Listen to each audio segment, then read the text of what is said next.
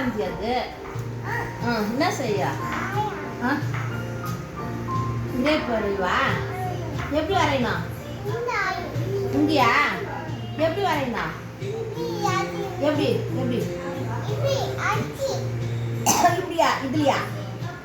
சொல்லு. ஓ, இப்படி அடிக்கணுமா? இங்க அடிக்கவா?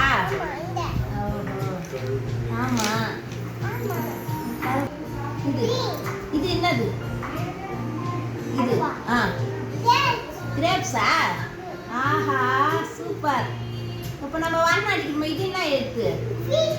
ஃபிஷ்ஷா இது? ஆஹா. இது இல்லை.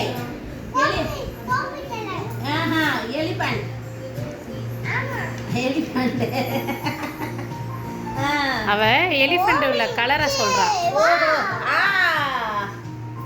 ஆஹா, நல்லா இருக்கு.